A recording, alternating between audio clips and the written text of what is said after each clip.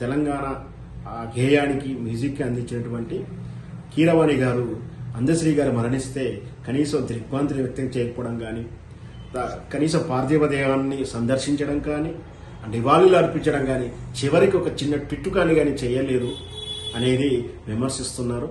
నిజంగా కూడా కీరవాణి గారు ఈ అందశ్రీ పట్ల ఏదైనా ఒక సందేశం విడుదల చేసి ఉన్నా, ఇంకా అయితే ఆయన పార్థివ దేహాన్ని సందర్శించి నివాళులు అర్పించుంటే బాగుండేది.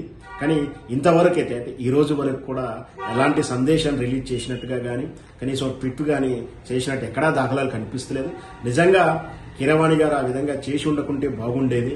అయితే ఇక్కడ నేను అనేది అంటే కీరవాణి గారిది తప్పు ఉండకపోవచ్చు, తప్పు పట్టాల్సినంత కూడా లేదు. ఎందుకంటే మనం డబ్బులు ఇచ్చాము, ఆయన ఒక మ్యూజిక్ చేసి ఇచ్చాడు, ఒక కస్టమర్గానే చూశాడు అందశ్రీని. కానీ అలా అందశ్రీని కస్టమర్గా చూడకుండా ఉంటే బాగుంటుంది. ఎందుకంటే తెలంగాణ సమాజం మొత్తం ఆ రోజు కీరవాణి గారి మ్యూజిక్ చేయించడాన్ని విమర్శిస్తుంటే కీరవాణి గారికి అడ్డంగా నిలబడి అందశ్రీ గారు కీరవాణిని వెనకేసుకొచ్చి సమర్థించి అతను ఒక మాట అనకుండా తెలంగాణ సమాజం గట్టిగా ప్రతిఘటించి అందశ్రీ గారు నిలబడితే, అలాంటి కీరవాణి గారు ఈరోజు మౌనంగా ఉండడం నిజంగా సహేతుకం కాదు. అందశ్రీ గారి పట్ల కనీసం దిగ్భ్రాంతి వ్యక్తం చేయడం, సానుభూతి వ్యక్తం చేయడం, నివాళులు అర్పించడం ఇంకనైనా చేసి ఉంటాయి. అంటే మనం చనిపోయి కూడా 3-4 రోజులు కాలేదు కాబట్టి ఇప్పటికి కూడా అతను తప్పును తెద్దుకొని అందశ్రీ గారికి అతను నివాళులు అర్పించాలని మనం కోరుకుందాం.